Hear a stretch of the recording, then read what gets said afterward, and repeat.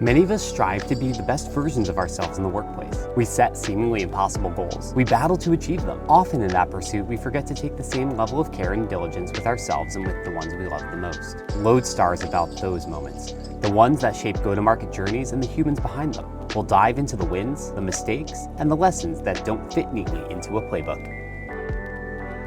Hey everyone, Cliff Simon here. We're back with another episode of LodeStar. I'm joined today by Britt White, founder and president of Tandem. Thank you so much for having me, Cliff. Yeah, thanks for coming through. We've known each other for a while now. You're part of the Philadelphia chapter of Pavilion, so that's how we met. Would you give everyone just a little background on yourself? I think you've got such a unique one. I have the strangest resume, as Cliff knows, and I'm going to age myself where I start this story, but out of college, I loved technology and I wanted to get into tech sales. So I actually sold mainframe computers. Some of you probably don't even remember that. It was pre-server system. Loved technology, sat in that for, 5 or 6 years, and then had a, midlife crisis, had my own children, found a passion for education, and pivoted and became a principal for a short period of time. And found in that there were so many holes in education. So many things that we could do so much better. So when I decided to leave being a principal, I knew I wanted to get back into technology, but also knew that I wanted to help fix some of those holes and had the capacity to do it. So I was very clear that I wanted to be in the ed tech space. So I left that principal position and I went in search of a space where I could help in education technology. The funniest story was hired by two, and I will call them boys in all the best ways, but I think they were 20 when they hired me. Maybe they were 21, I'm not sure. But they had built this product called Smartpass when they were in high school with the help of their assistant principal, and ran it through their high school and a couple other local high schools, went to college, built it a website, sold a handful of it, and when they were seniors in college, they thought, I think we have someone. Let's hire someone and see if we can do something with this. And I got to be that lucky person. So I was hired at Smartpass as their first full-time employee, ran all their go-to-market, did all their sales, ran their customer success. The first year we did somewhere around 2 million in ARR, and by year 3 we were right under 10 million. Enjoyed watching that team grow from just myself and the boys to a team of around 40. Sold it to Raptor, and and kudos to them. What a great and fun adventure that was. When that came to an end, I was like, gosh, what do I do next? And I knew I wanted to find another problem to fix in the ed tech space. So many problems, and when I look at the technologies that our K through 12 schools have, they don't compare to what we have in the go-to-market space.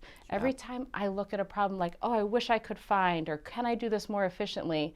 Somebody has built me this phenomenal tool, and there's probably 10 to choose from. In the ed tech space, every time there's a problem and I ask educators what they're doing, they have just created another Google Doc. Maybe it's a great one that they've shared with all of their administrator friends, but it is still a Google Doc 90% of the time. So I bumped into, just randomly, my now co-founder, Brendan Manley, and he had just sold his company, iCamp. We both actually came to the space knowing we wanted to help the space of IEPs, our special education kids, the kids on the fringe, shall we say. But before we jumped in, we paused, and we spent the last 6-7 months just doing market research, focus groups, surveys, lots and lots of conversations, several advisory groups at this point, to make sure that this was really a need that needed solving. And after all of that, and walking through 14 different iterations of problems we could solve, we came back to the IEP space. And so this March, we'll be launching the first AI assistant for IEP management to make our teachers and administrators' lives so much better. How'd you get into education? How'd I end up being a principal? Yeah. Yeah, that was kind of it was a unique jump. So it was a group of private schools, and they had several schools that were failing. And really, they'd realized that administrators oftentimes come up as educators and aren't always taught or understand the business side of it. And so they brought me in, they gave me the title principal, but what I was really hired to do was to help make the school profitable. So I had a couple assistant principals, all with Masters of Education, so don't worry, and they ran all the curriculum and all those pieces, but really got into it because they needed someone to help fix the business part of it. And as you know, I have 6 kids. Yeah, 6 kids. At that time in life, I had the best t-shirt. Maybe I should get you this t-shirt too. It said Chaos Coordinator on it. Oh man, that sounds right? like something my wife could use. I think, I think she might need one. I'll send her one. Yeah, Chaos Coordinator. Yeah, 6 kids, 3 of my own, 3 stepkids. Right now, they're all in the ages from 13 to 22.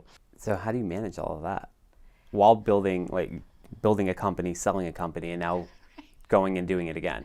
I think I have an obsession with efficiency. I love efficiency. So I was a collegiate swimmer. I've run marathons. I love speed and I love fast. I love accuracy too. But I always tell the story when I had my first 3 littles. I had 3 kids under the age of 4, which I think you had your kids pretty quick too, yeah. Right? So 3 kids under the age of 4 and working and figuring out how I can fit the most in my life, because we only get to do this one time, Cliff. We only get to do it one time. How can I fit all the things that I want to do in my life? People used to laugh that I would get up in the morning and I would work out and I would make breakfast, lunch, and dinner before 7 o'clock in the morning and then clean the kitchen. And then I would have my whole day ahead of me to do what I needed to do. But it was efficiency and its process, and it's just this obsession that I have with being efficient. That's a wild morning. Probably why I like go to market, and I'm probably why I love go to market right now. That's a really wild morning. But it worked for me. Yeah. It worked for me. I think it keeps it a little less chaotic. You don't have to clean the kitchen multiple times. It's all one big. It's all done. Efficiency. So you've got this new product that you're building. Why and how did it keep coming back to the IEP? I think it's a problem that nobody's really sat to tackle. It is a bit of a beast, and I think to build great SaaS, what you're doing is you're taking a complicated problem and you're trying to make it as simple as possible. You can make it simple through either the technology you have on the back end or really design, and how you design it can make it incredibly effective tool as well. When we came back to special education, no one had solved it, and I think they hadn't solved it in the past because the technology didn't exist. It wasn't until today, where you have AI abilities, that I think a problem like IEP management can be made more efficient, which is really the problem we're tackling. When I say problems across IEP, so many things probably pop into educators' mind. There's compliance. Are we creating a compliance tool? Are we creating an enterprise tool?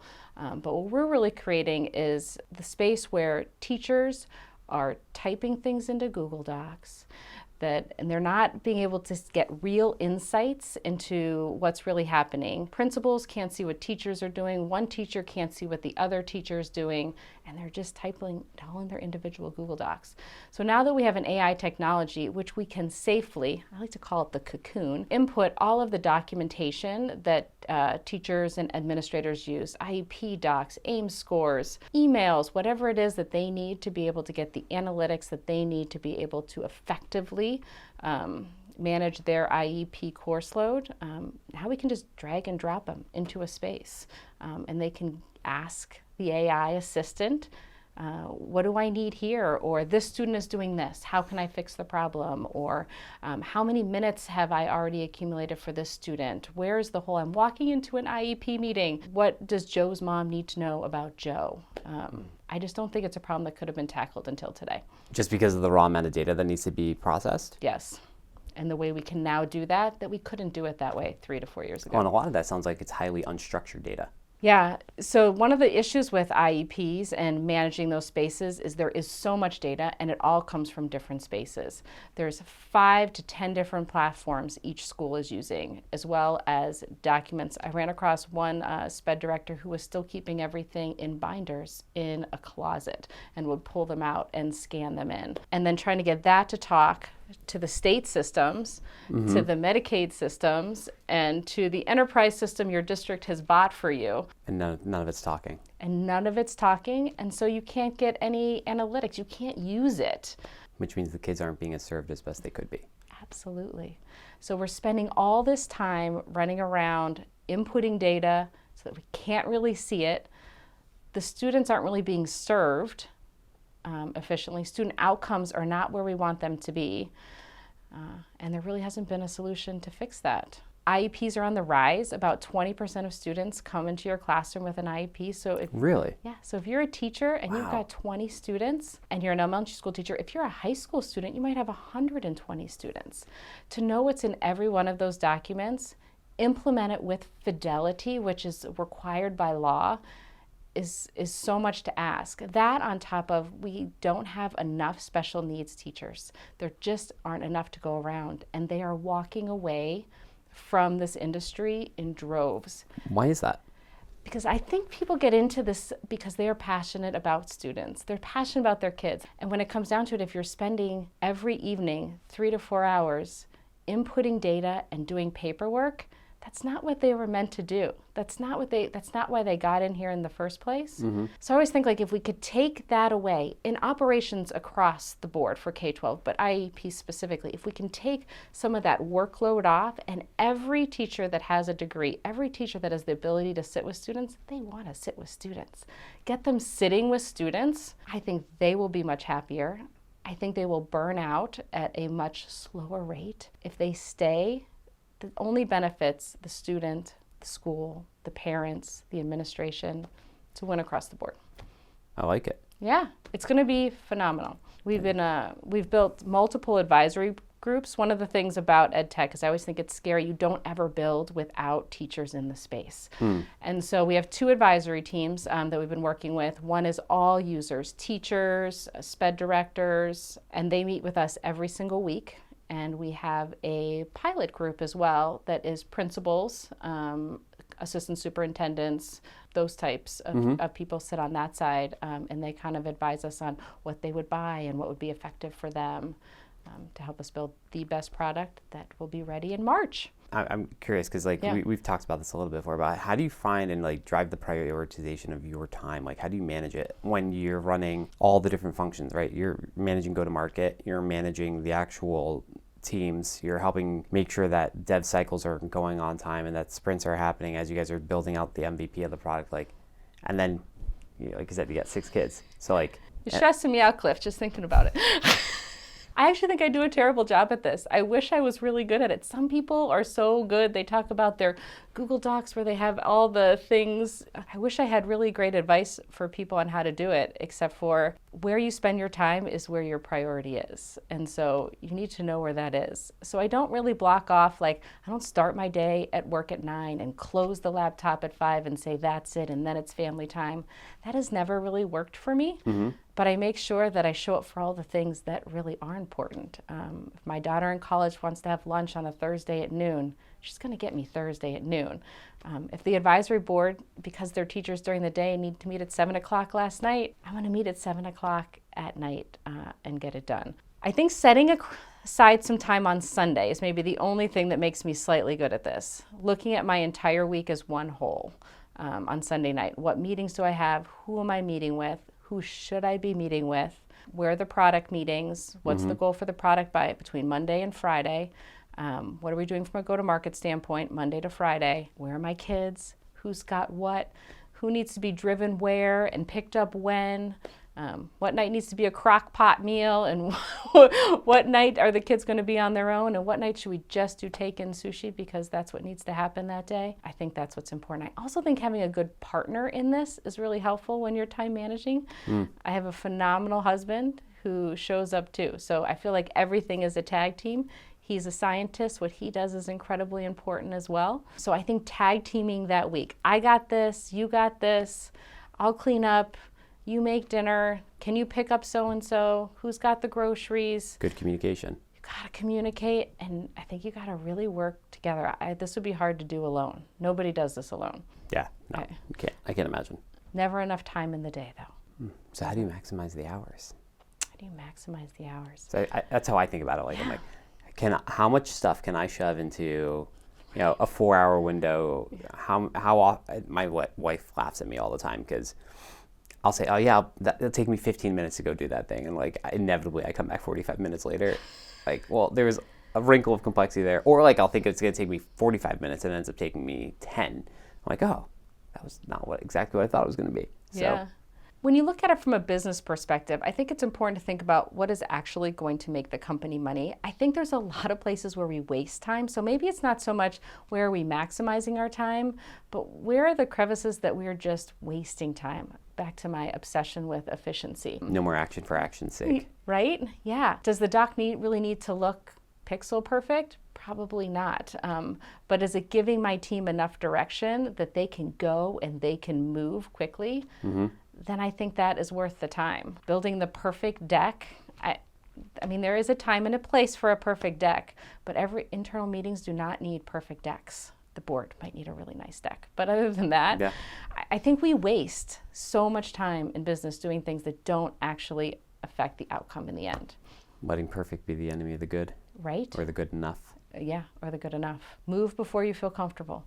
And yeah. I feel like that's so much of, especially today, but like go to market in general, is like getting something going and just doing that thing consistently and putting a process in place, because you can always pivot. You can. But it's a much harder to start the momentum of something going forward and doing it and doing it and doing it. It's a forever metaphor that's been out there way too long, but I still think it fits. You have a giant ship. It's impossible to move sitting still. But if you get it moving, you just move the little rudder back and forth and you can turn it. And you think about process, like to the point of you can't do anything alone. I have a phenomenal operations partner that I've worked with for the last 4 years. And the goal is always to automate the entire thing. That is always the goal. But to start out with that, I think sometimes you do yourself a disservice. Oh, 100%. Yeah, so move. Figure out what all the details are manually, and then start automating it piece by piece by piece. So then as you're scaling, you're becoming more automated. If you automate it all at the beginning, I think you miss some things. You miss some learnings that you would have had. But automate it slowly. Sound like some of the podcasts I've been on. Yeah. Manual first, figure out the issues, and then automate. Because otherwise you end up automating things that don't work. Or maybe you didn't really need it. Maybe the thing doesn't scale the way you thought it was going to scale, and then you engineered this crazy thing that you don't need. And you've added complexity and tech debt. And that you didn't need to do in the first place. And it probably wasted someone's time. At Smartpass, with that sales team, I did ask them to do quite a bit manually at first. And I do think that they learned quite a bit. So we sold school by school, which most ed tech products don't do. Most ed tech products sell at the district level. It's a very common sales motion. The benefit of selling to schools is they're the ones that are actually feeling the pain. But to sell from school to school, you have a really low ACV. You know, I've seen things as low as, I think when I started Smartpass, we were 1,200, and I've seen lower than that. I've seen up to 10, 15K, but that is really the limit of what you can do by school sale, and really 10 is probably the limit. So it can be this pain, a grind, right, to sell school by school by school. And so we created this I call it the most beautiful dance, but it started out very manually. A school books a demo with a sales rep. And that sales rep at first manually sent an email to every other admin in the district. And the next week, every assistant principal in the district. Then when a school would buy, a different set of emails would go out. At first, this was manual. Then we were able to do some amount of automations. And then at some point, it just became a click of a button, and they would all automatically head out. Yeah. It was a beautiful dance. Why did you choose to send it to those particular individuals at those moments in time? One of the things about, and I don't even love using the word selling into K through 12. I really like the word partnering in K through 12. When I hire sales teams, customer success teams, they're almost all educators, because admins can smell a sales rep from a million miles away, and they're not interested. They want to work with people who understand what they're sitting in right then and there. And no one is better at having that partnership with them than ex-principals, ex-superintendents, ex-teachers. I've hired gym teachers, IT directors, all of it. They can speak the school speak, and it is a different world from the rest of the world, and it is a hard world to be in today. So I chose those people specifically at those times, because what schools do is they buy who their friends have already purchased. So one principal in a school district will buy what other principals in the school district have purchased. If someone's buying it, they know that they've already gone through a vetting process on it, right? They have.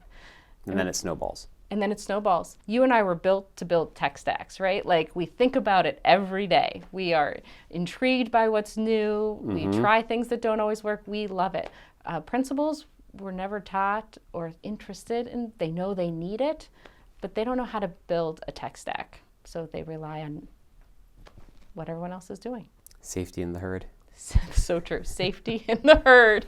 Well, you don't want to get called out, right? No. Or you don't want to end up losing your job. Or actually just hurting the kids on the other side. You talk about wasting time. Like their time is more valuable than anything. They have 5 days during the week. Often they'll have staff of 40 plus teachers that they manage.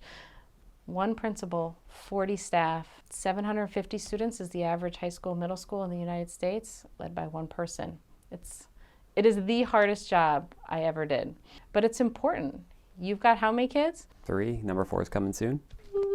So much fun. So much fun. You're going to have to get more efficient. Yes, we are not necessarily the most efficient household in the country. I have 6 kids. They are really important.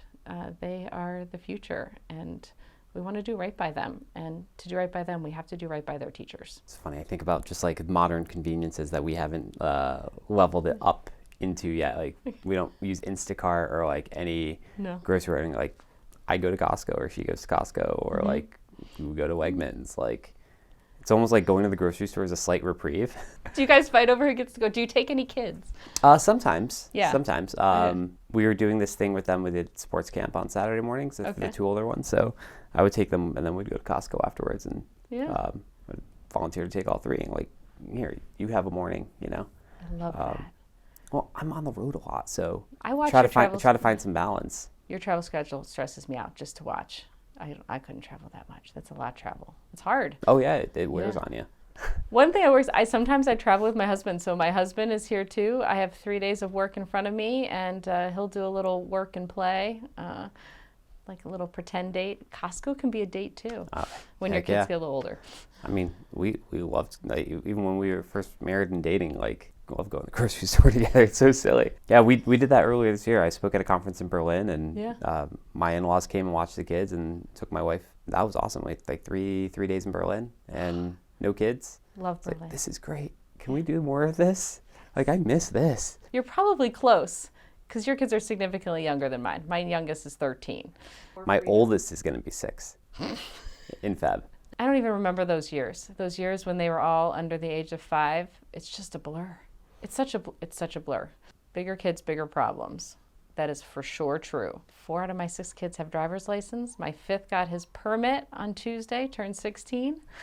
Only 1 left. So the chauffeuring goes down. Chauffeuring goes way down, but the food bill goes way up. So a fun Costco game, if you go back to Costco dates, is when you get they've scanned in all of the groceries before you look. You guess at how much the total cost is.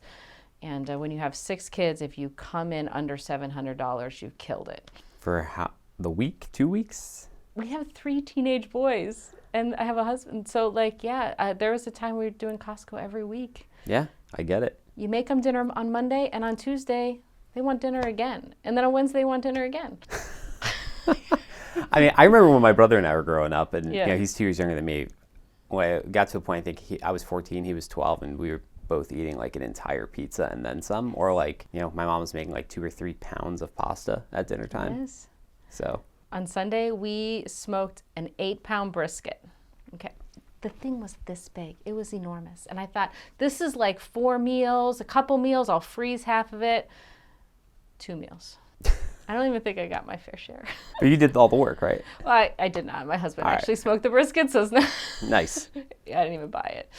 Yeah. So I just wait. The grocery bill will go way up. What they consume will be insanity. I'm sure. And we're folks that get meat from like our local farm. I love that. Which is great. Like Western New Jersey has awesome farms, but that doesn't make it easier either. No. When you go out to dinner with teenage boys, I've started to have to implement the budget, okay? Because you take 3 boys out for sushi, they could each eat $60 worth of sushi without flinching. So we've started Yeah. the budget. So they have $35, then they have to look at the menu and figure out what they can get in their budget. Fun little budgeting life skill. Any other Budgeting life skill.